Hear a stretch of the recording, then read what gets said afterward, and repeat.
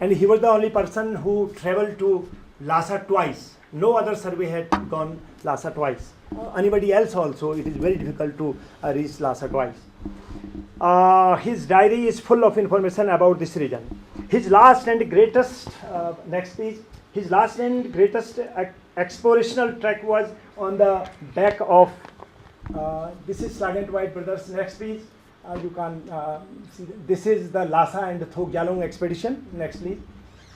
This is the great map published in the Journal of Royal Geographical Society, his Nepal to Lhasa and back to Kailash Mansarovar tour. Next please. This is the very close up actually. He, as per, Lansing was trained how to use your steps for calculating the miles, distances. तो his उतार और चढ़ाव का दोनों calculate किया गया, तो his step was 32.5 inch. When he was walking 2,000 steps, it makes 1 mile. Very difficult one. 2,000 you have to count, and you have a rosary, of not 108 but only 100 buds, and you are counting. And 20 times you have counted, so it makes 2,000, and then it makes 1 mile. And if somebody is traveling 2,000 miles, then you calculate. So the very appropriate name was given by Survey of India film, the Million Steps, due to this process of surveying.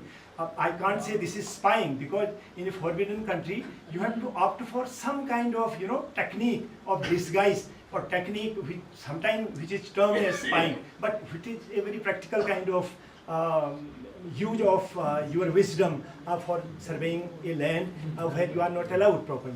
So this is the very close up. Actual Lhasa is here, near the Lhasa river. Next please.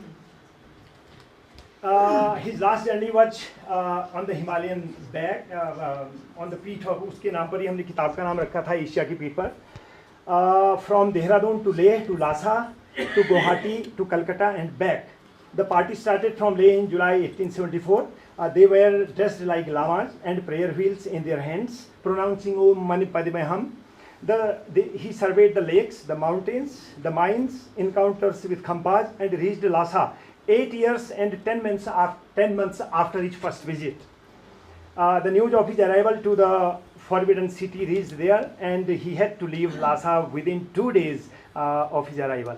He surveyed the restricted and new regions of Tibet, many rivers, lakes, human settlements, monasteries for the first time. He also noted temperature, boiling, freezing points, latitude, altitude, and was able to know different dimensions of Tibetan natural history as well as social life. As per our studies, Pandit Nain Singh Rawat trekked more than 8,000 miles before joining the Survey of India and 13,000 plus miles after joining the department. He discovered more than 100 places, many rivers and lakes, monasteries and mines.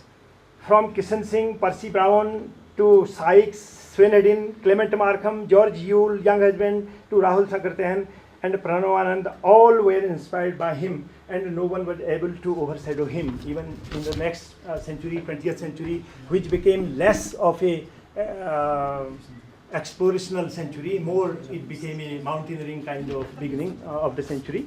Sven Hedin wrote, great, incomparable, wonderful, immortal Pandit. He further writes somewhere, long and brilliant work on Tibet. He writes in other volume of Trans-Himalaya, wonderful men, those Pandits. The English have made extraordinary clever use of their intelligence and fidelity. And in many cases, the pupil excelled the teacher. This was written by Sven Hedin.